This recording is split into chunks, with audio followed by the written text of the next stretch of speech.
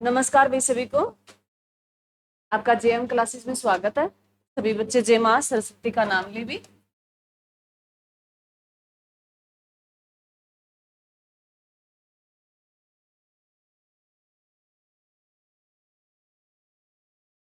हमने कल क्या शुरू किया था भाई? हिस्ट्री, इतिहास।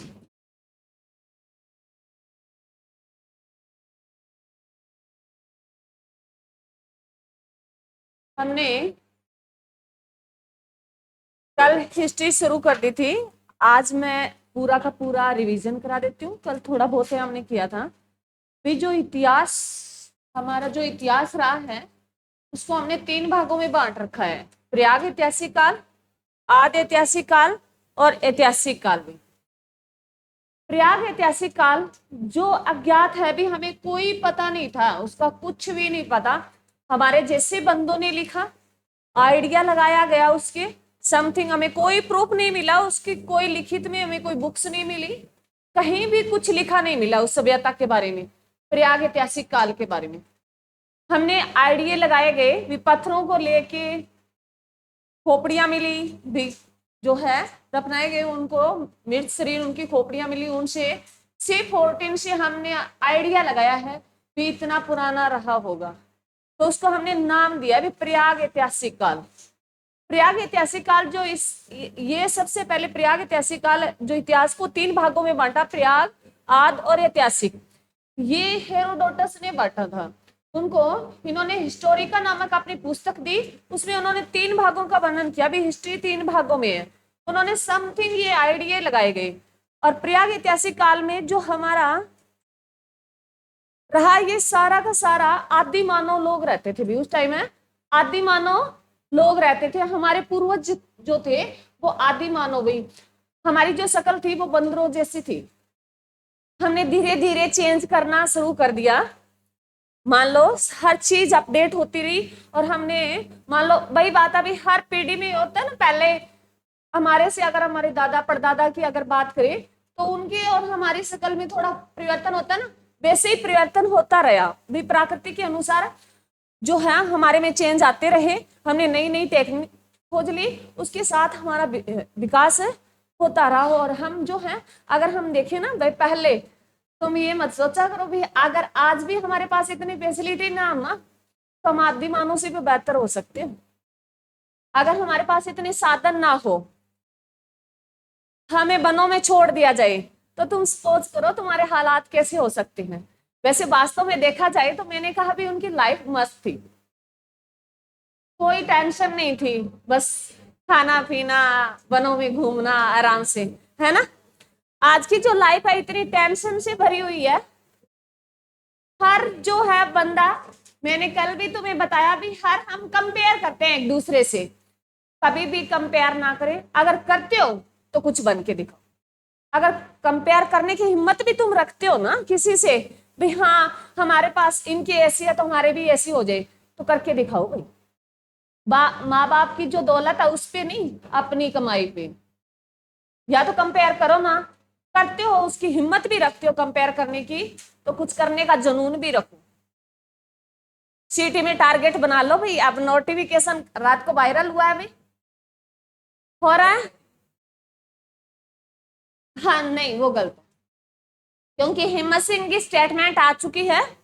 जो एडवोकेट है हमारे एचएससी के चेयरमैन है हिम्मत सिंह, उन्होंने बोल दिया है भी, मैसेज डाल दिया है भी, जो ये चल रहा है, रात को वायरल हुआ मैसेज पूरा का पूरा, उन्होंने सारे कुछ दे रखे हैं, इतनी एज लिमिट रहेगी, ये भर सकते हैं, ऐसे सर्टिफिकेट चाहिए, वो सब फेंक है, परंतु जल्द आपको देखने को मिलेंगे।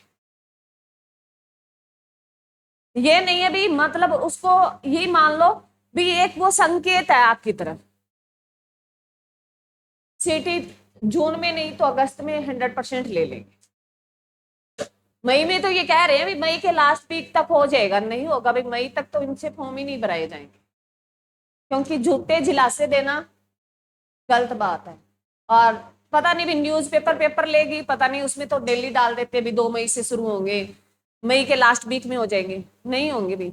हाँ अगस्त तक हो जाएंगे, चांस है, पूरी संभावना है, परंतु तुम अभी न्यू न्यू हो, तुम्हारे लिए तो जितना टाइम हो ना उतना ही अच्छा है।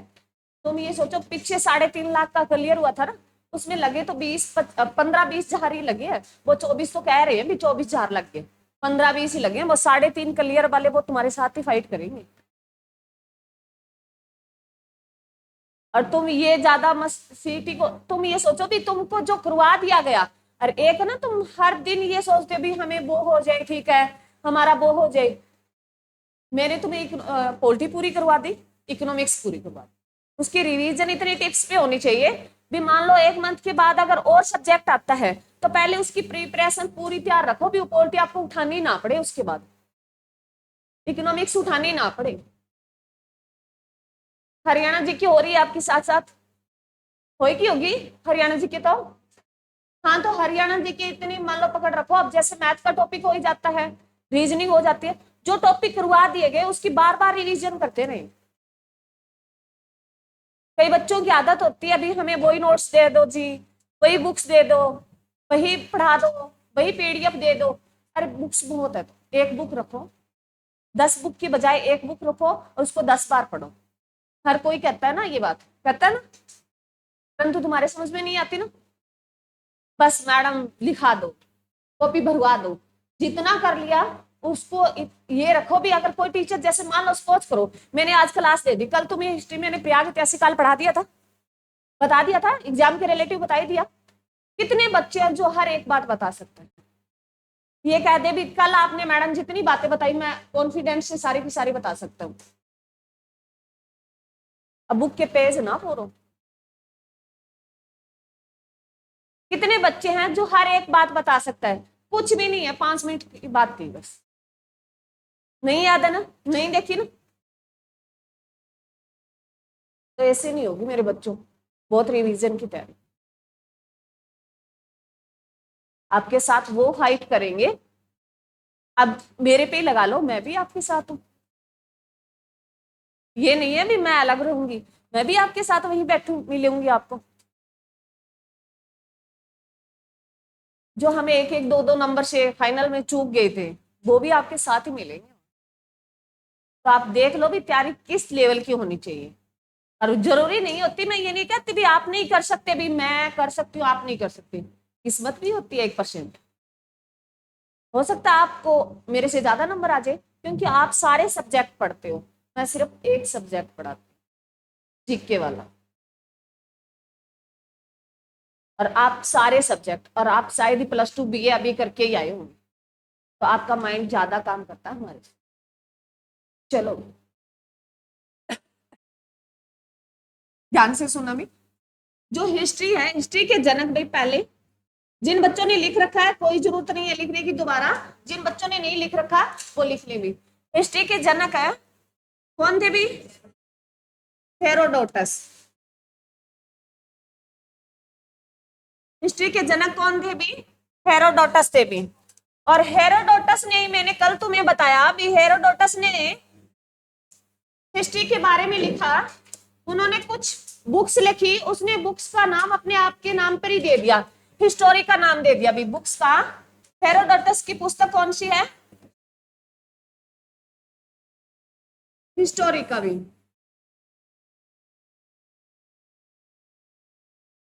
हिस्टोरी का दे दिया। कल मैंने तुम्हें बताया था अभी, क्यों क्या बता दिया पुस्तक का नाम है? हेरो, क्या बताया था? हेरोटिक्स।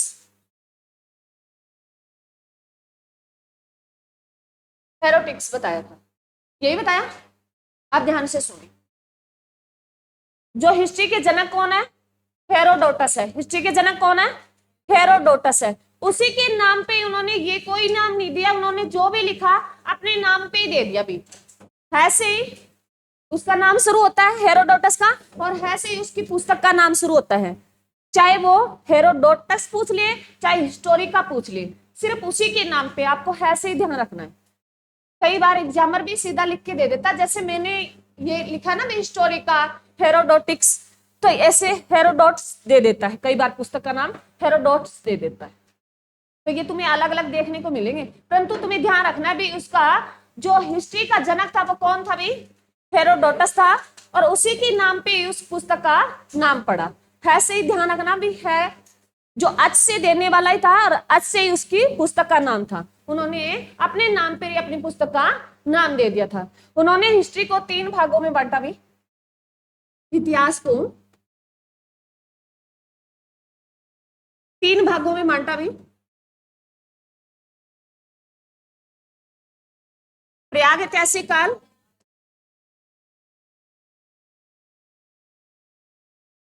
जिन बच्चों ने लिख रखा है कोई बात नहीं, वो ना लिखें और समझ लें। आदि ऐतिहासिक काल भाई,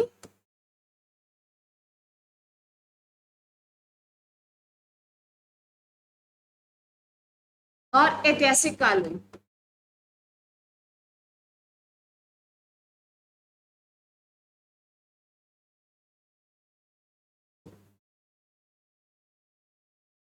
प्रयाग ऐतिहासिक काल, आदि ऐतिहासिक काल और ऐतिहासिक काल भी।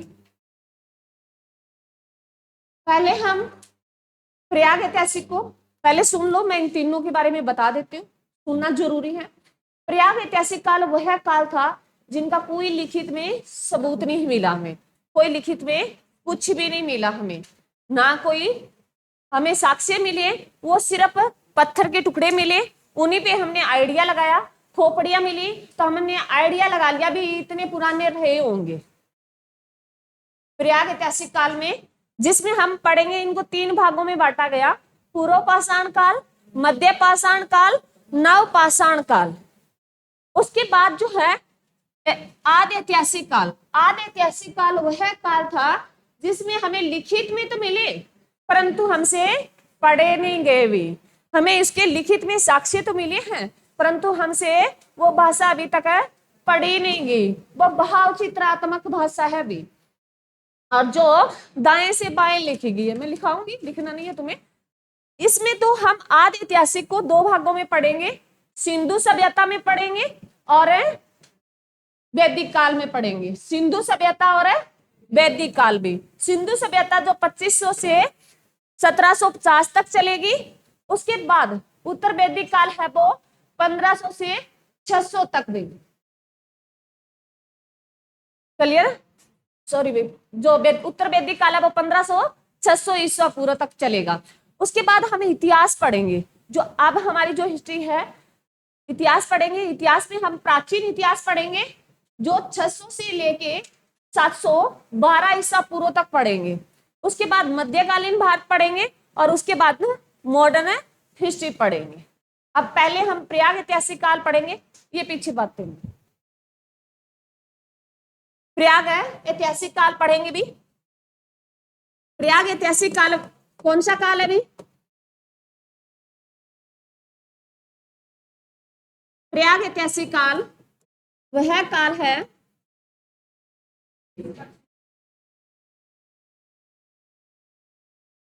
प्रयाग ऐतिहासिक काल वह काल, वह समय है जिसके जिसके लिखित में कोई साक्ष्य नहीं मिले हमें, लिखित में कोई साक्ष्य नहीं मिले हैं भी, सबूत है कोई हमें लिखित में सबूत नहीं मिले हैं,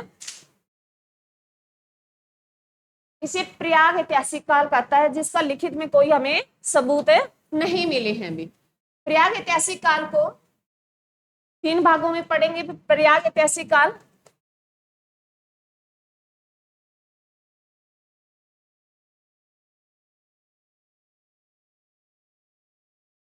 काल भाई, इसके 3 पार्ट है भाई। फर्स्ट पूरा पाषाण काल भाई, पूरा पाषाण काल भाई।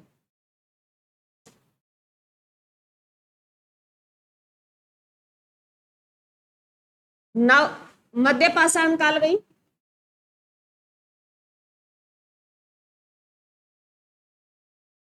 नव पाषाण काल भाई,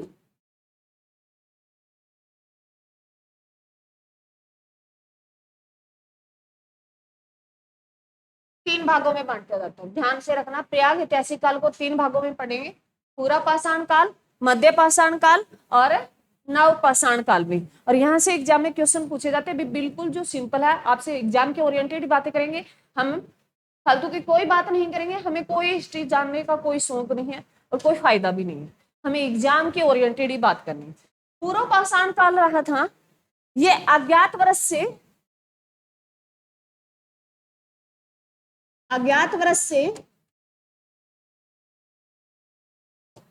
10,000 अज्ञात वर्ष से 10,000 ईसा पूर्व है भी, 10,000 ईसा पूर्व तक रहा भी, बीसी लिख लो भी। 10,000 से, ये अज्ञात वर्ष से 10,000 बीसी तक चला, और ये 10,000 से बीसी से 4,000 बीसी तक भी, बिफोर क्राइस्ट भी। हम एससी और बीसी पढ़ते हैं ना, तो बीसी भी बिफोर क्राइस्ट भी, जो ईसा मसीह था उसके जन्म से पहले का और बाद का भी। पहले का जो हम पीछे उल्टे चलते हैं भी, जैसे 100 हो गया, 99 हो गया, 98 हो गया, 97 हो गया, ऐसे उल्टे चलते हैं। बिफोर है क्राइस्ट की बात करें तो हमें उल्टे चलते हैं, और आफ्टर क्राइस्ट की बात करें तो हम जैसे सीधे 1 2 3 ऐसे पढ़ते हैं। उसके बाद नव पाषाण काल का टाइम पीरियड रहा भी 4,000 से 2500 बीसी भी। ये नहीं पूछा जाएगा आपसे, ये बातें नहीं पूछेगा आपसे, सिर्फ इतना पूछेगा भी पूर्व पाषाण काल में किसकी खोज हुई, नव पाषाण में किसकी हुई, मध्य पाषाण में किसकी हुई। भी आग की खोज उन्होंने कब कर ली, पहिए की कब कर ली, वो पढ़ेंगे। तो पूरा पाषाण काल में, पूरा पाषाण काल में आग की खोज करना सीख गए थे, आग की खोज कर ली थी, और वो मांस पकाना सीख गए थे। मांस पकाकर जो आदि मानव लोग थे वो कैसे व्यापार करते थे, क्या था उनका उद्योग धंधा, शिकार करना भी क्या था उनका व्यापार था, वो कैसा था, शिकार करना भी। शिकार के रूप में वो अपना भोजन जुटाते थे, बस वो घूमते रहते थे, ना उसका रहने का कोई प्रबंध था, ना उसका खाने पाने की कोई व्यवस्था थी, भी जो मिला वो खा लिया उन्होंने, कोई प्रॉपर ऐसे नहीं था भी यही वो शाकाहारी थे, वो सिर्फ मांसाहारी थे। वो शिकार करते थे, घूमते रहते थे, ना उनके पहनने के लिए कपड़े थे, ना रहने के लिए मकान थे। तो ये ध्यान रखना कि पूर्व पाषाण काल में उन्होंने आग की खोज कर ली थी। एग्जाम में क्वेश्चन पूछा गया है भी आग की खोज उन्होंने किस काल में कर ली थी, तो उसमें ऑप्शन में दिया होगा पूर्व पाषाण काल, मध्य पाषाण काल, नव पाषाण काल। आग की खोज उन्होंने कब कर ली थी भी, पूर्व पाषाण काल में कर ली थी। और क्या सीख गए थे भी वो, हाँ जी, मांस को पकाना भी, मांस है पका कर खाने लगे थे भी, मांस है मांस पका कर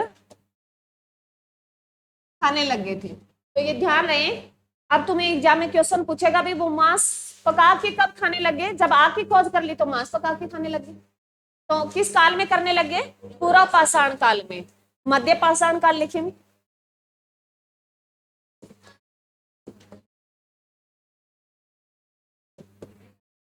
मध्य पाषाण काल में, मध्य पाषाण काल में वो दाह संस्कार करना सीख गए।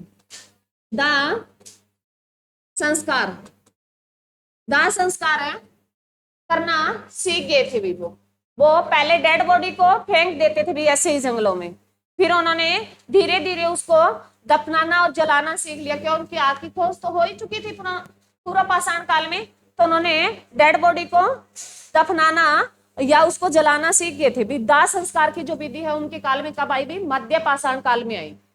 क्लियर है। नेक्स्ट भी स्वास्तिक भी, स्वास्तिक की, स्वास्तिक जो साइन है वो मध्य पाषाण काल में आ गया था भी। स्वास्तिक चिन्ह जो था भाई, ऐसे ही होता है क्या, ऐसे ही होता, अरे ऐसे सही होगा, ये सही है ना। स्वास्तिक का जो साइन आया, ये आपसे सिंपल क्वेश्चन पूछेगा, ज्यादा बहसबाजी नहीं करनी है, हमें एग्जाम क्लियर करना है, हमें ना कोई पंडित जी बनना, ना हमें इसके बारे में कोई ध्यान रखना, बस तुम्हें एग्जाम में ये पूछेगा कि स्वास्तिक की जो खोज कब हो गई थी प्रयाग ऐतिहासिक काल में, तो मध्य पाषाण काल में भी एक साइन मिला और ये आइडिया लगाया गया भी वो जानते हो, बस यही लिखा गया उस बुक्स में, ना हमें कोई लिखित में बताया गया कि स्वास्तिक जो है उसकी जो खोज है कब होगी थी, मध्य पाषाण काल में। आगे लिखे नव पाषाण काल, जो मोस्ट इंपोर्टेंट है, यहां से क्वेश्चन आते हैं। नव पाषाण काल, पहिए की खोज, पहिए का आविष्कार कब कर लिया भी उन्होंने, नव पाषाण काल में। पहिए की खोज, कृषि करना सीख गए थे, खेती बाड़ी, कृषि करना, पशुपालन, वो रहने के लिए अपने मकान बना लिए भी इसी में। अब ध्यान से सुने, पहिए की खोज, कृषि करना, पशुपालन, मकान, और भी इतना ही लिखा है था। नव पाषाण काल में पहिए का आविष्कार बहुत बार एग्जाम में आया क्वेश्चन, आग की खोज बहुत बार एग्जाम में क्वेश्चन आया, तो ये ध्यान रखना, आग की खोज उन्होंने कब कर ली थी, पूर्व पाषाण काल में ही कर ली थी। पहिए की खोज, खेती करना कब सीख गए थे, नव पाषाण काल में। रहना मकान बनाकर रहना कब सीख गए थे, नव पाषाण। तो उन्होंने पशु पालना भी सीख गए, अरे खेती करने लग गए तो वो पशु भी रखते होंगे। उन्होंने पहले किस पशु को पालतू पशु बनाया, ये एग्जाम में क्वेश्चन है। हाँ जी, प्रयाग ऐतिहासिक काल के लोगों ने का उनका पालतू पशु भी, पालतू पशु किसको बनवाया, किसको बनाया था भी, कुत्ते को, ये एग्जाम में क्वेश्चन आया हुआ भी। प्रयाग ऐतिहासिक काल के लोगों ने जो पालतू पशु किसको बनाया, पहला कुत्ते को बनाया हुआ, ये एग्जाम में क्वेश्चन आया है। बाकी तो चाहे वो कुछ भी रखते हैं, ये क्वेश्चन आता है एग्जाम। जो उन्होंने पहली जो खेती की थी, कृषि की थी, तो किसकी की थी भी, खेती भी, उन्होंने कौन सी भी, जो की, जो कहा इसको यव भी बोला जाता है। और खेती के जो साक्ष्य मिले थे, ये कहां से मिले थे, मेहरगढ़ से मिले थे। मेहरगढ़ है जो कहां पड़ता है भी, बलूचिस्तान के, बलूचिस्तान के, बलूचिस्तान में मेहरगढ़ पड़ता है भी, और बलूचिस्तान कहां पड़ता है, पाकिस्तान में।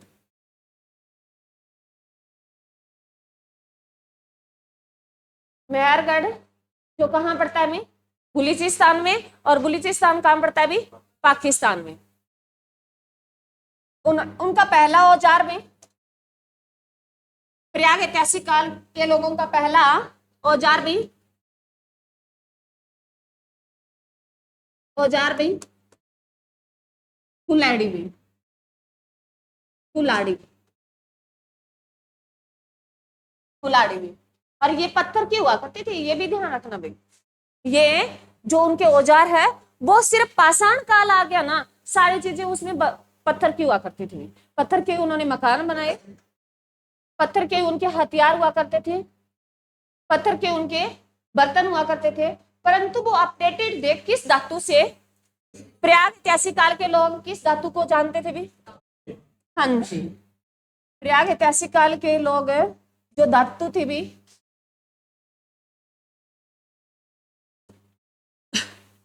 प्रयाग ऐतिहासिक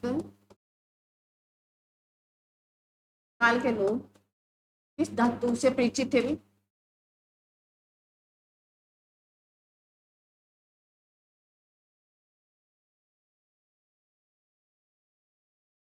तांबे से, तांबा, ये क्वेश्चन।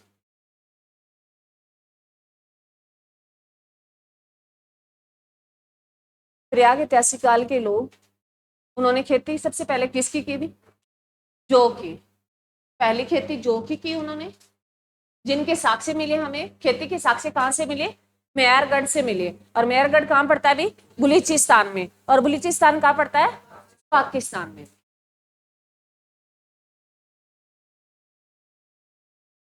इसके साथ और लिखवाया तुम्हें, इतना लिखवाया था।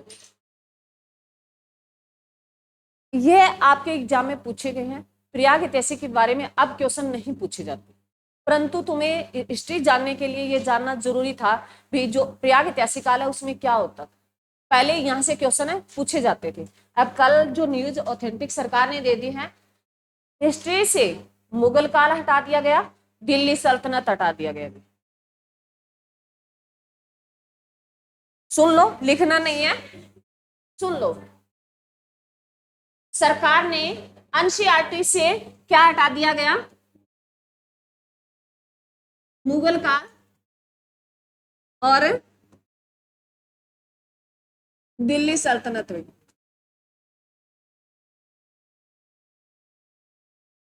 सुन लो, अरे सुन लो, पहले सुन लो पूरी बात को। मुगल काल को हटा दिया गया। मुगल काल जो सबसे ज्यादा लंबे टाइम तक रहा मुगल काल है। सुन लो, अरे ये बातें नहीं, तुम बातें क्यों करते हो।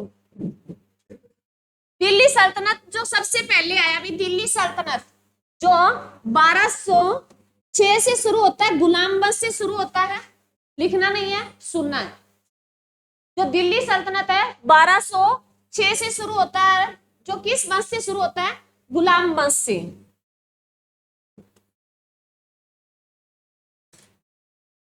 क्योंकि हटाया गया तो क्वेश्चन आएगा।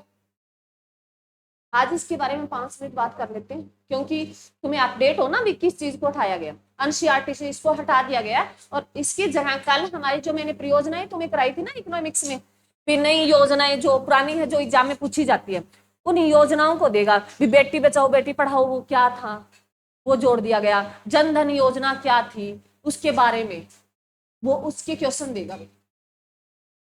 उन्होंने कहा है कि दिल्ली सल्तनत और मुगल जो काल हटा के उन्होंने ऐसी योजनाओं को अपडेट कर देगा, उसमें भी इनके बारे में जानकारी तुम्हें दी जाएगी। वहां ये नहीं है भी वो हटा दिया बस वहां खाली हो गया, वहां तुम्हें योजनाएं देखने को मिलेगी वहां। क्योंकि जो बच्चों की लगती है ना 6 से +2 एनसीईआरटी होती है ना, तो उनमें जो चैप्टर डालेंगे ना अब वो योजनाओं से संबंधित डालेंगे। क्लियर है। दिल्ली सुन लो, दिल्ली सल्तनत रहा 1206 से 1526 तक। दिल्ली सल्तनत रहा 1206 से 1526 तक। 1526 में जो अंतिम अगर पूछे दिल्ली सल्तनत का पहला, मैंने बता दिया भी तुम्हें, पहला वंश कौन सा था, गुलाम वंश था। और अंतिम पूछे दिल्ली सल्तनत का अंतिम वंश भी लोधी वंश में, लोधी वंश था पहला गुलाम वंश दिल्ली सल्तनत का, और अंतिम है लोधी वंश। 1526 में बाबर और इब्राहिम लोदी के बीच पानीपत का प्रथम युद्ध होता है। उसमें इब्राहिम लोदी मारा जाता है और बाबर है जीत जाता है उस युद्ध को। और बाबर किस वंश की स्थापना कर देता है, मुगल वंश की। किस वंश की स्थापना कर देता है, मुगल वंश की। और मुगल वंश शुरू हो जाता है 1526 से, ये चलता है भी 1857 की क्रांति तक। वो अलग बात है बीच में जो ये क्राउन ये कंपनी आ गई थी भी, ईस्ट इंडिया कंपनी आ गई थी बीच में, उनका नाम मात्र का चलता था, परंतु 1857 तक रहे थे भी मुगल।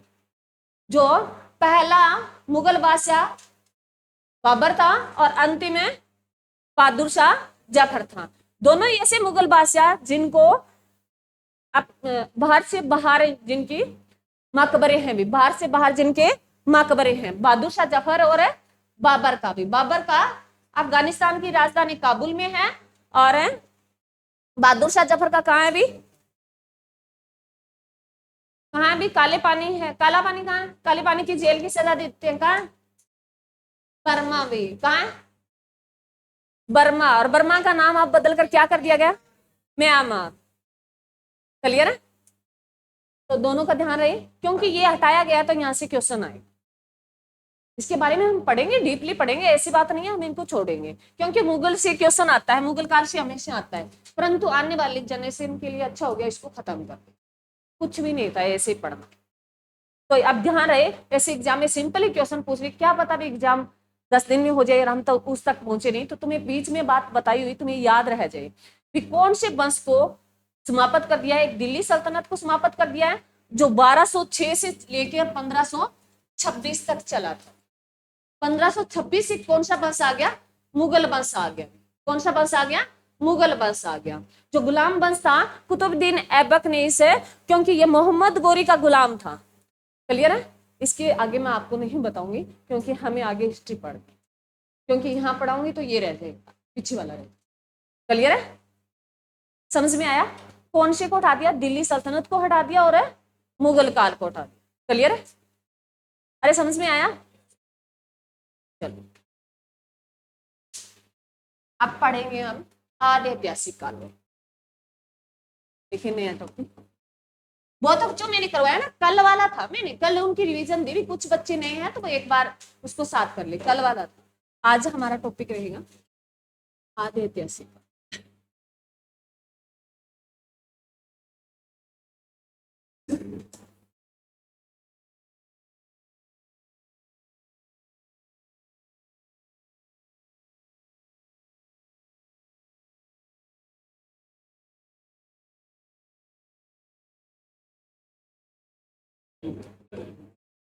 आधे ऐतिहासिक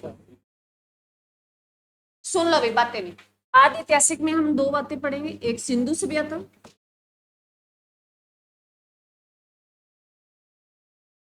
सिंधु सभ्यता जो 2500 बीसी से 1750 बीसी तक। नेक्स्ट जो पढ़ेंगे वैदिक काल में,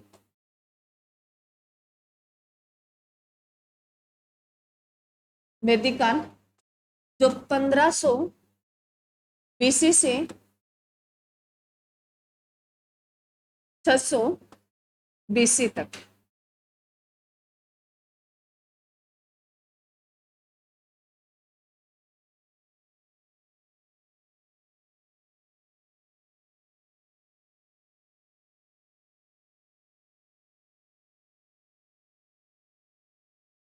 चले भी आगे।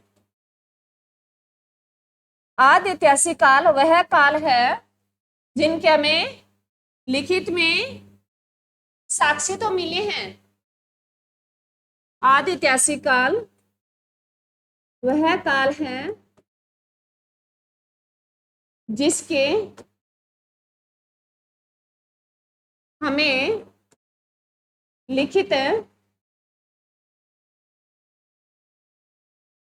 लिखित में साक्ष्य तो मिले हैं,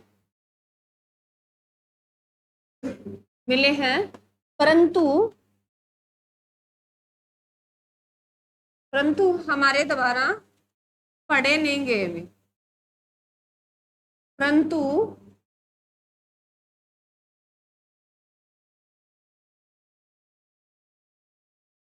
पढ़े नहीं गए, या सीधा लिख लो परंतु पढ़े नहीं गए हैं।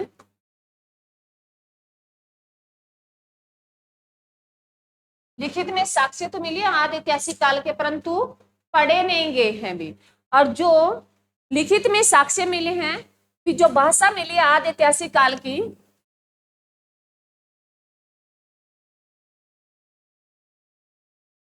ऐतिहासिक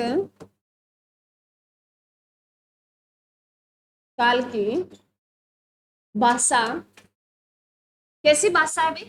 भाव चित्रात्मक है।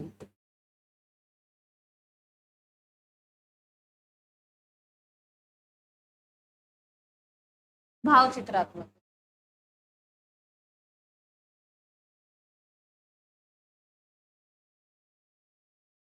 एक मिनट भाई, आपको थोड़ा हम प्रयाग ऐतिहासिक में थोड़ा सा मेरा एक क्वेश्चन रह गया था, वन लीनियर है जो आपको बताना जरूरी था। हम थोड़ा पीछे चलेंगे क्योंकि अभी मेरे दिमाग में भूल गई थी, मैं दिमाग से निकल गई बातें क्योंकि ये चल रहा था। यहाँ तक पढ़ा ना? हाँ चलो, इसके साथ ये नोट और करना भाई, प्रयाग ऐतिहासिक काल का रह गया। प्रयाग ऐतिहासिक काल में वो नवपाषाण काल में, नवपाषाण काल में चित्रकारी और लिख लेना। क्या सीख गए थे वो? चित्रकारी सीख गए थे। क्योंकि भाव चित्रात्मक जो मैंने पढ़ा ना, फिर मेरे दिमाग में अभी क्वेश्चन रह गया था। वो क्या सीख गए थे भी नवपाषाण काल में? चित्रकारी भी सीख गए थे।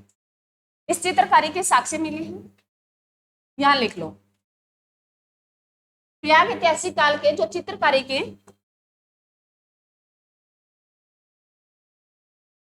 के जो साक्ष्य मिले हैं,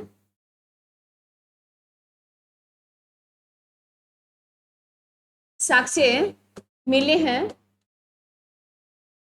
भीमबेटका की गुफा में भी। भीमबेटका की गुफा में जो प्रयाग ऐतिहासिक काल के लोग चित्रकारी सीख गए थे नवपाषाण काल, और उनकी चित्रकारी कैसे थी? हंसना नहीं है, क्योंकि मेरे को जैसे आए तो वैसे बता रही। ऐसे उन्होंने बनाया, ऐसी चित्रकारी थी, ऐसे बनाया उन्होंने। कोई उनकी सही से फोटो नहीं मिली भी, किसी की फोटो नहीं बनाई उन्होंने, ऐसे चित्रकारी मिले हैं भीमबेटका गुफा में, ऐसे साक्ष्य मिले हैं जो मैंने ये बनाई ना ऐसे। तो कहाँ मिले हैं उनके चित्रकारी के साक्ष्य? प्रयाग ऐतिहासिक काल के कहाँ मिले भी? भीमबेटका की गुफा में। कहाँ मिले हैं? भीमबेटका की गुफा में। और भीमबेटका की गुफा मध्य प्रदेश में स्थित है भी, देख लो। भीमबेटका की गुफा कहाँ स्थित है? मध्य प्रदेश में स्थित है भी।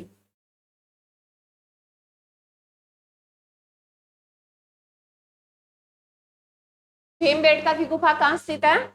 मध्य प्रदेश में भी। और मध्य प्रदेश की राजधानी क्या है? मध्य प्रदेश की राजधानी क्या है? भोपाल में। चलो भी अब हम क्योंकि भाव चित्रात्मक पढ़ा तो मेरे को ध्यान आया भी, मैंने छोड़ दिया चित्रकारी का। आगे चले।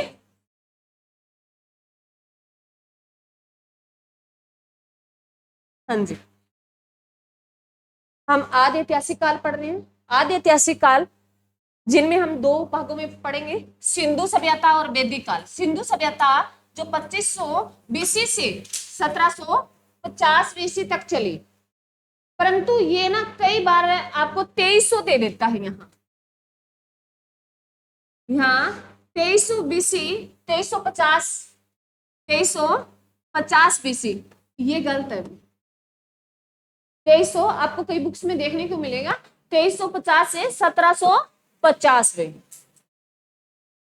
परंतु ये गलत है। ऑथेंटिक जो है वो 2500 से 1750 है। फिर भी उसके साथ तुम्हें अपना, मैं हमेशा कहती हूँ भी ऑप्शन पे डिपेंड करता है। हमेशा तुमसे मैं ये बात बोलती हूँ, एग्जाम जो क्वेश्चन होता है ना, क्वेश्चन लगाने का मतलब ये होता है तुम्हारी क्लियरिटी हो जाए। मैं आपको ये कह दूं बस सिर्फ 2500 1750 ही करना है आपको, इसके अलावा क्वेश्चन अगर ना आए तो आपको आप इनमें से कोई नहीं करके आना। नहीं, अगर उसमें ऑप्शन में दिया है 2500 बीसी से 1750 नहीं दे रखा ऑप्शन में दे रखा है 2350 से 1750, बाकी अन्य दे रखे हैं, तो आपको ऑप्शन किस पे जाना है भी? 2350 पे जाना है। ये ध्यान रखना मेरे बच्चों, कहीं ये ना हो जाओ मैडम ने तो कहा था 2500 17 से 50। कई बुक्स में तुम्हें ये देखने को मिलेगा 2300 से 50। ये मन लिखित कहानी है, हमें कोई सबूत नहीं मिले इसकी। मैंने तुम्हें पहले ही बता दिया, हिस्ट्री हम जैसे लोगों ने लिखी है, हिस्ट्री हम जैसे लोगों ने लिखी, अनुमान लगाया गया भी। कोई खोपड़ी मिल गई और जो अनुमान लगाते हैं भी C14 से, C14 जो कार्बन है 14 है, इससे खोपड़ी का अनुमान लगाते भी इतनी पुरानी रही होगी, तो आइडिया लगा लिया भी ये सभ्यता भी इतनी पुरानी रही होगी। क्लियर है? अरे कोई ऐसा बच्चा जिनको ये समझ में नहीं आया? आ गया? तो ये ध्यान रखना कि सिंधु सभ्यता का टाइम पीरियड है ना वो 2500 से 1750 ऑथेंटिक है, परंतु एग्जाम में क्वेश्चन ऑप्शन में दिया ही ना हो 2500, तो 2350 पे जाना है। 2350 और लिख लेना उसके साथ। अरे क्लियर है या नहीं है? क्लियर है? उसके साथ 2350 और लिख लेना भी। ऑप्शन में 2500 ना दिया हो, 2350 से 1750 दे रखा हो, तो 2300 1750 पे जाना है। नहीं, ऑप्शन में 2500 1750 दे रखा है तो उस पे ही जाना है। क्लियर? तो हमने आयात ऐतिहासिक को दो भागों में पढ़ेंगे, सिंधु सभ्यता और है वैदिक काल। वैदिक काल जो रहेगा एग्जाम में बहुत बार पूछा गया है। वैदिक काल में हम दो भागों में पढ़ेंगे आगे वैदिक काल को, ऋग वैदिक काल, उत्तर वैदिक काल। ऋग वैदिक काल जो आगे पढ़ेंगे भी, अभी नहीं लिखाऊंगी। वैदिक काल को इतना ही ध्यान रखना, वैदिक काल रहा 15 BC से 600 BC तक। आदि ऐतिहासिक काल वह समय है भी जिनमें लिखित में हमें सबूत तो मिले, परंतु हमसे अभी तक ये भाषा पढ़ी नहीं गई। तो उसकी एग्जाम में पूछ सकता है भी आदि ऐतिहासिक काल में जो भाषा थी वो कैसी भाषा थी भी, भाव चित्रात्मक थी। तो ये ध्यान रखना। और ये जो भाषा लिखी जाती थी ये दाएं से बाएं लिखी गई है भी। ये जो भाषा लिखी गई है ये भाषा दाएं से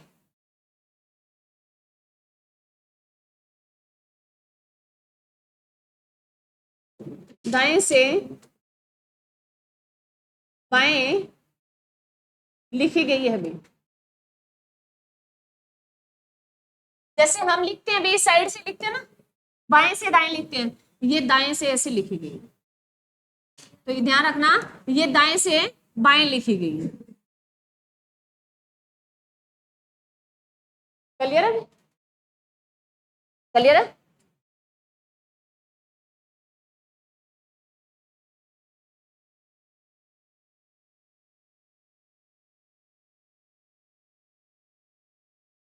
सिंधु सभ्यता लिखी,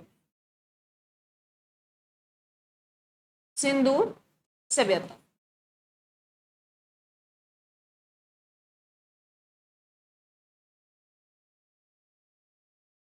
सिंधु सभ्यता जो कब से लेके कब तक चली भी, 2500 BC से 1750 BC तक। क्लियर है? सिंधु सभ्यता का पहले ये 18 सुन लो, लिखना नहीं है। ये सिंधु सभ्यता का हमें पता कैसे चला? तो एक चार्ल्स मैसन था व्यक्ति, चार्ल्स मैसन था जो ब्रिटिश अधिकारी था। उन्होंने 1826 में रेलवे लाइन के लिए खुदाई हो रही थी, तो उन्हें पाकिस्तान के आसपास जो सिंधु सभ्यता के आसपास उनसे ईंटें मिली भी, कुछ जो खुदाई के दौरान उनसे ईंटें मिली, तो उसे थोड़ा सा आइडिया हो गया भी यहाँ कुछ है। तो उन्होंने ना किसी को भनक तक नहीं पड़ने दी, उन्होंने वो ईंटें यूज में ले ली, उन्होंने काम ले लिया उन ईंटों से। उन्होंने नहीं बताया, उन्होंने प्रॉपर खुदाई नहीं की। सुन लो, चार्ल्स मैसन नाम का व्यक्ति था 1826 में। उन्होंने रेलवे लाइन पटड़ी जो बिछ रही थी, उनको किसी ने, जो अरे मजदूर थे वो खुदाई कर रहे थे, उनको ये बताया गया भी यहाँ से ईंटें निकल रही है। चार्ल्स मैसन को, चार्ल्स मैसन ने क्या किया, उसकी भनक तक नहीं, उन्होंने कुछ भी ये नहीं लगाया भी यहाँ कोई सभ्यता रही होगी। उन्होंने उससे इंटू को क्या कर लिया, प्रयोग में ले लिया भी, बना लिया भी, हमें काम से मतलब। उसके बाद धीरे धीरे ये प्रोसेस चलता रहा। फिर जो अलेक्जेंडर कनिंगम आया 1856 में, उन्होंने सोचा भी हाँ यहाँ कुछ, उनका भी आइडिया लगाया गया भी हाँ कोई सभ्यता होगी, पुरानी कोई सभ्यता होगी भी। हाँ मकान, उन्होंने थोड़ी बहुत खुदाई की। उसके बाद जो ओरिजिनल सही में सिंधु सभ्यता की खुदाई वो 1921 में दयाराम साहनी ने की, परंतु जो हमारा भारतीय पुरातात्विक जो विभाग है उसकी दोबारा खुदाई करवाई गई। और जो पहली खोज हुई वो हड़प्पा की खोज हुई थी भी 1921 में, और किसने की, दयाराम साहनी ने की, उसके नेतृत्व में, देखरेख में हुई थी। तो उसी से ही सिंधु सभ्यता की जानकारी मिली। क्लियर है? लिख लो पहले, अगर लिख सिंधु सभ्यता, इसके बारे में पहला व्यक्ति भी जिनको पता चल गया भयानक पद, चार्ल्स मैसन भी, मैसन भी, जिसे कब पता चला भी, 1826 में। उसके बाद अलेक्जेंडर कनिंगम, जिसे 1856 में, इसका कोई पूछा नहीं जाएगा परंतु ये नाम पूछ लेता है, क्योंकि उसके बाद भारतीय पुरातत्व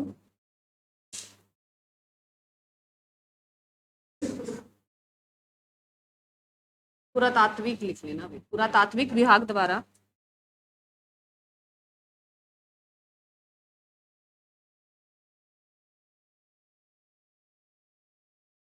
विभाग द्वारा 1921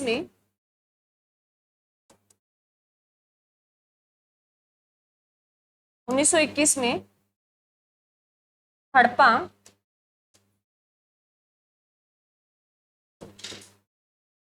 हड़प्पा की खोज हुई। और ये हड़प्पा स्थान था भाई, ये कोई हड़प्पा नाम नहीं लिखा था उधर जहां ये खुदाई हुई ना, वहां जो स्थान था वो हड़प्पा था भाई। वहां का जो, ये पाकिस्तान में पड़ता है भाई, हड़प्पा की जो खुदाई, ये किसके द्वारा, भारतीय पुरातात्विक विभाग द्वारा। उस टाइम जो इनका जो अध्यक्ष था वो मार्शल था भाई, अध्यक्ष जो था वो मार्शल था। और उनके नेतृत्व में खुदाई हुई 1921 में हड़प्पा की खोज भी, जिसको हम हड़प्पा की खोज बोलते हैं भी, हड़प्पा स्थान की खुदाई हुई जो कब हुई, 1921 में। और किसकी देखरेख में हुई, दयाराम साहनी में, दयाराम साहनी की देखरेख में इसकी खुदाई कराई गई हड़प्पा स्थान की। पहला जो सिंधु सभ्यता से संबंधित जो स्थान खोजा गया था वो हड़प्पा ही था, हड़प्पा स्थान खोदा गया। और ये जो खुदाई हुई ये भारतीय पुरातात्विक विभाग द्वारा खुदाई करवाई गई। उस टाइम उसके अध्यक्ष थे वो मार्शल थे। और ये पहली खुदाई थी 1921 में। किसकी, किस स्थान, जो जगह खोदी गई वहां कौन सा स्थान पड़ता था, हड़प्पा भाई, तो उसको नाम दे दिया गया हड़प्पा सभ्यता भाई। क्लियर है, क्लियर भी। ये एग्जाम में क्वेश्चन बहुत बार पूछा गया भी, हड़प्पा सभ्यता जिसकी खुदाई कब हुई, 1921 में, किसने की, दयाराम साहनी ने। उसके बाद इसके नाम अलग अलग पड़े भी। सिंधु सभ्यता को किस किस नाम से जानते हैं, वो लिख लो पहले। सिंधु सभ्यता को हड़प्पा सभ्यता भी, सिंधु सभ्यता तो है भी, हड़प्पा सभ्यता भी,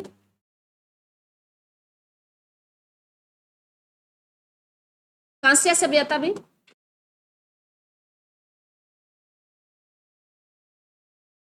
नगरीय सभ्यता भी,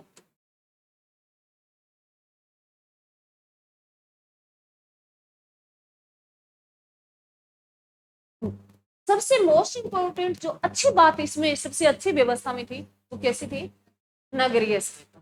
क्योंकि जो हाँ यहाँ ये सभ्यता से इसको खुदाई की गई, तो इसमें अब जो वर्तमान में हमारा चंडीगढ़ शहर बसा, चंडीगढ़ है, और हमारे हरियाणा में कौन सा है, गुरुग्राम में है भी अलग, इधर बन रहे हैं अभी मानेसर साइड उधर, तो वो स्थान देखे गए। वर्तमान चंडीगढ़ का एग्जांपल लेते हैं, चंडीगढ़ जैसा आज बसा है, तो आप सपोज करें 2500 1750 बीसी पूर्व की बात है, 2500 बीसी पूर्व से पहले भी ऐसे कोई लोग रहेंगे, तुम अनुमान लगाएं भी वो कैसे टेक्निक के लोग रहे होंगे, हमसे ज्यादा अपग्रेड थे वो। अब जितने हम अब तक नहीं हुए, अब हम अभी तक नहीं हुए। गांव में अगर देखें तो लोग है जो गवर्नमेंट जो गड़ी होती है बनाने के लिए अपनी चौकी नहीं उठा सकते, उस टाइम लोग कैसे टेक्निक के लोग रहे होंगे जो उनके मकान थे, उनकी जो चारों कोनों पे 90 डिग्री के कोण पे उनकी सड़कें बटी हुई थी, फिर इसमें अलग से, फिर इनमें अलग से, फिर इनमें अलग से, ऐसे मकान थे हर। उन्होंने इतना मतलब टेक्निक से, सोचे आप वो कितने समझदार लोग थे। और आज उनसे और हमारी कंपेयर करें ना तो हम कुछ भी नहीं है। तो सोच सकते हैं भी, ये ना सोचो भी हम बहुत कुछ चेंज हो गए हैं, तो उससे भी पुराने बहुत लोग बहुत चेंज थे, उन्होंने इतनी टेक्निक विकसित कर रखी थी। अगर सिंधु सभ्यता हम पढ़ेंगे ना तो ये वाशवेसन जो हम अब हमें जानकारी हुई है, उस टाइम के लोग भी यूज करते थे। उस टाइम में उन्होंने जो मकानों की सबसे बेस्ट अगर इसमें देखी गई तो ये चीज देखी गई। अब देख लो तुम, चंडीगढ़ शहर है वो कैसा शहर है, हमारा चंडीगढ़ जो बेस्ट शहर माना जाता है ना विभाग का, जो चार समकोण 90 डिग्री के कोनों पे उनकी हर गली है, वैसे ही उस टाइम उस सभ्यता की थी, ऐसे बने थे हर गली। और कहते हैं भी उस सभ्यता के जो मेन गेट थे ना घरों के, वो मेन गली पे नहीं खुलते थे। सुन लो, वो सभ्यता के, ये भी क्वेश्चन आता है भी सिंधु सभ्यता के लोगों के जो घर थे, वो उनके जो दरवाजे थे घर के, वो मेन सड़क पे नहीं खुलते थे। और हम हमारे मेन सड़क पे ही बनाते हैं ना। उनके दरवाजे पीछे की गलियों में खुलते थे। उनकी हर एक पाइपलाइन, जो पानी की व्यवस्था थी ना, उनकी सबसे नगरीय व्यवस्था और पानी की व्यवस्था, जो निकासी थी पानी की, सबसे बेस्ट बताई गई है, जो अभी तक हम यूज नहीं कर पाए। मैंने कहा ना भी, हम घरों में नहीं कर पाते। हमारे घरों में, हमारे गांव में हम ये अगर समाधान करें ना, तो नहीं कर सकते। कर सकते हो तुम? अरे कर सकते हो अपने गांव में? ऐसी सब बना सकते हो अपने गांव को? नहीं कर सकते, क्योंकि उसके सामने हमें बहुत सारी समस्याएं। तो सोचें उस टाइम के लोग कितने समझदार रहे होंगे। तो सबसे जो अच्छी व्यवस्था देखी वो कौन सी? नगरीय व्यवस्था, जिसमें पानी की निकासी बिल्कुल अच्छी थी, और जो सड़कें थी वो 90 डिग्री के कोण पे काट रही थी। ये एग्जाम में क्वेश्चन पूछे गए हैं भी। मान लो नगरीय सभ्यता, सिंधु सभ्यता की जो सड़कें थी वो किस डिग्री पर उनकी सड़कें काटती थी? तो 90 डिग्री पे भी एक दूसरे को। क्लियर है? मैं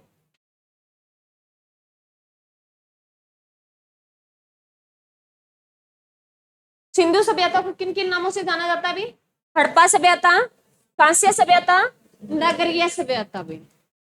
सिंधु सभ्यता को एग्जाम में क्वेश्चन पूछा जाता है भी, किन किन नामों, किन एग्जाम में क्वेश्चन आ जाता है सिंधु सभ्यता को किन नाम से नहीं जाना जाता, एक अलग दे देगा उसमें। कांस्य दे देगा, तांबा सभ्यता दे देगा। तांबा कौन सी है अभी? प्रयाग ऐतिहासिक काल में जानकारी होगी थी। और जो कांस्य है, कांस्य जो है, तांबे में क्या मिलाए तब कांस्य बन जाता है अभी?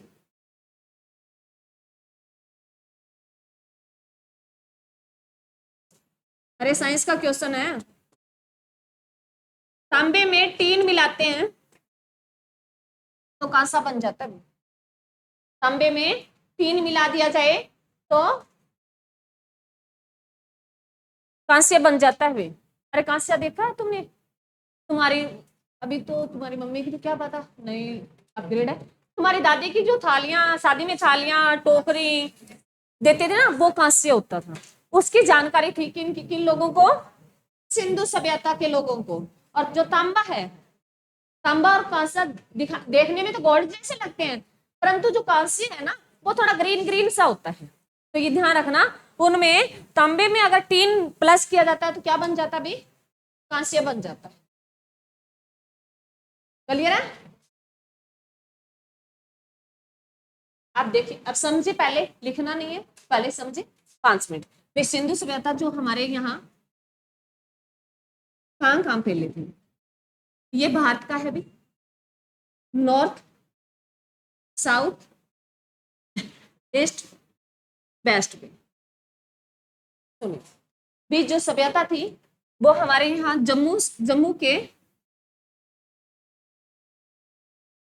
जम्मू के मांडा से लेके यूपी के आलमगीर गिर से महाराष्ट्र के देमाबाद और पाकिस्तान के इधर, पाकिस्तान में इधर वेस्ट बंगाल। 1 मिनट, मैंने गलत कर दिया अभी। चलिए, चलो इसको सुन लो। नॉर्थ में, साउथ, ईस्ट और वेस्ट। जम्मू के मांडा से लेके यूपी के आलमगीर से और महाराष्ट्र के, तो महाराष्ट्र इधर आ जाएगा हमारा, वेस्ट बंगाल में इधर ही आएगा। महाराष्ट्र कहाँ पड़ता है? कहाँ पड़ता है? मैंने तुम्हें कहा भी हर दिल्ली मानचित्र देखना चाहिए। कहाँ पड़ता है? महाराष्ट्र। गुजरात, गुजरात के पास पड़ता है। गुजरात कहाँ पड़ता है? पश्चिम में पड़ता है, तो यहाँ देमाबाद में, देमाबाद लिख लो, कोई बात नहीं, देमाबाद है, देमाबाद। जम्मू के मांडा से, यूपी के आलमगीर से, महाराष्ट्र के देमाबाद से और पाकिस्तान के सुतकागोडोर से।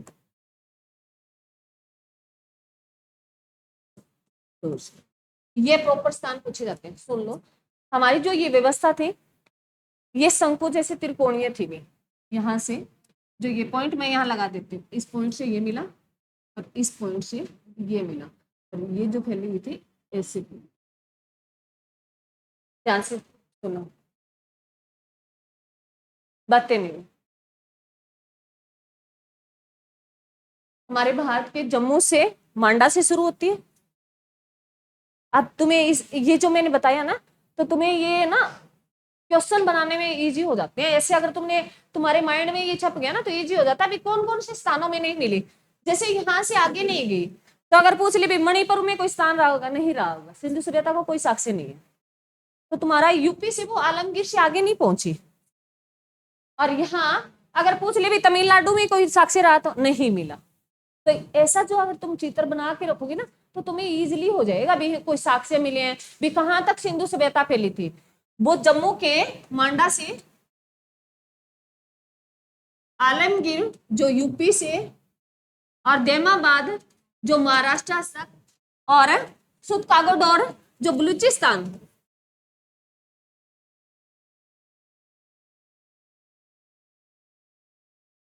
बलूचिस्तान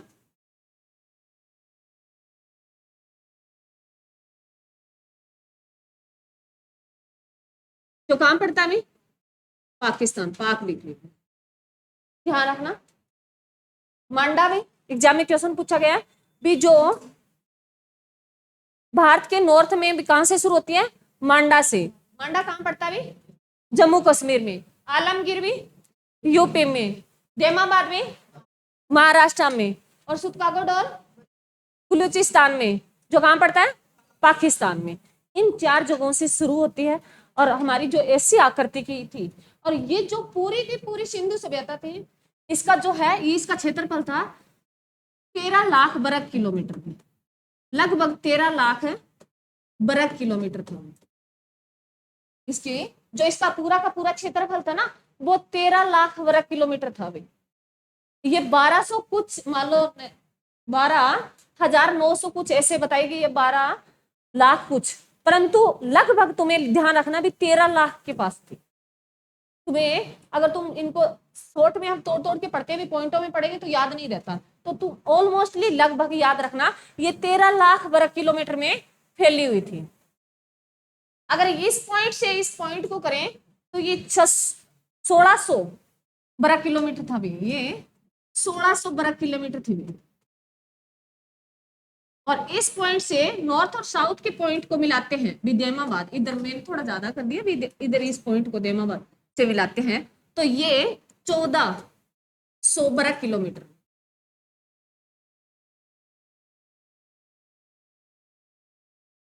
सुतकागोडोर से आलमगीर को मिलाते हैं, तो ये कितनी थी? 1600 वर्ग किलोमीटर में। लंबाई कितनी थी?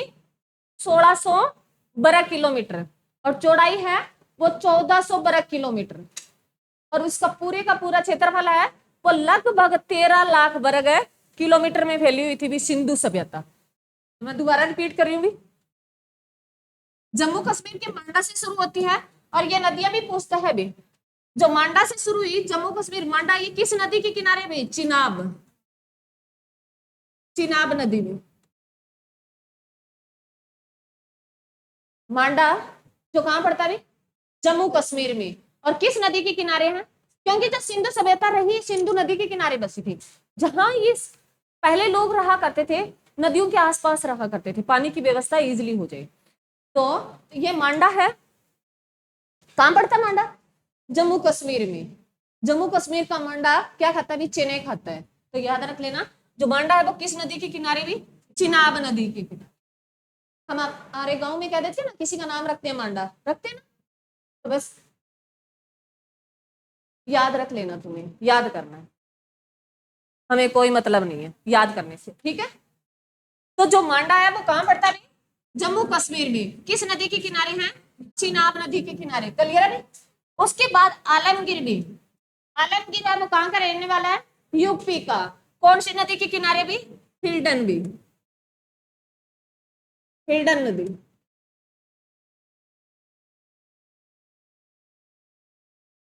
आलमगीर है, वो कहाँ है अभी आलमगीर? यूपी में पड़ता है। जो हमारा ईस्ट वाला पूछ ले भी, ईस्ट में जो सिंधु सभ्यता थी भारत के, कहां से कहां है भी? आलमगीर। ये हमारा नॉर्थ पॉइंट है भी, मैंने पॉइंट लिख रखे हैं, ध्यान रखना। अगर पूछ ले कि उत्तर में कहां से शुरू होती है, मांडा से शुरू होती है, ईस्ट में कहा? आलमगीर, और दक्षिण में कहा? एमाबाद, और वेस्ट में कहा? सुतकागोडोर। क्लियर करना, ये इनकी दिशा है। कहीं तुम्हें दिशा से पूछ ले, मैंने सारे के सारे लिखे हैं, नॉर्थ लिखे हैं, साउथ लिखा है, तो ये वाला जो देमाबाद है ये नॉर्थ साउथ में पड़ता है, और आलमगीर है ये कहाँ पड़ता है अभी? ईस्ट में पड़ता है, पूर्व में पड़ता है, तो ये ध्यान रखना। उसके बाद है देमाबाद भी, देमाबाद है ये कहाँ पड़ता है भी? महाराष्ट्र में। कहाँ पड़ता है ये? महाराष्ट्र में भी। ये अगर पूछ ले, गोदावरी नदी के किनारे है भी, गोदावरी नदी। परंतु गोदावरी नदी की सहायक नदी है एक, उसके किनारे है परवारा नदी में। पर परवारा नदी में, ये गोदावरी नदी की क्या है? सहायक नदी है। अब सुने भी क्वेश्चन, जो देमाबाद है कहां पड़ता है अभी? देमाबाद महाराष्ट्र में। कहां पड़ता है? महाराष्ट्र में। अगर ऑप्शन में गोदावरी नदी दे रखी है, पूछ ले भी देमाबाद है वो कौन सी नदी के किनारे है, गोदावरी नदी दे रखी है, तो तुम्हें गोदावरी नदी पे ही जाना, क्योंकि ये परवारा जो नदी है ये बहुत कम देता है ऑप्शन। पड़ता तो ये देमाबाद पूछे ना प्रॉपर, तो किसके किनारे पड़ता है? परवारा जो नदी है उसी की, और ये परवारा नदी है किसकी? सहायक नदी है गोदावरी नदी की, परंतु वो ऑप्शन पे डिपेंड करेगा। क्लियर है? क्लियर भी? अमित भी समझ में आया? अब उसके बाद रह गया अभी सुतकागोडोर। सुतकागोडोर जो है वो सिंधु सभ्यता का कौन सा पॉइंट है अभी? किस दिशा में? वेस्ट में भी। जो कहां पड़ता है अभी? बलूचिस्तान के, पाकिस्तान के बलूचिस्तान में भी। अब नदी पूछ ले भी, सुतकागोडोर, दास्क नदी भी, नदी।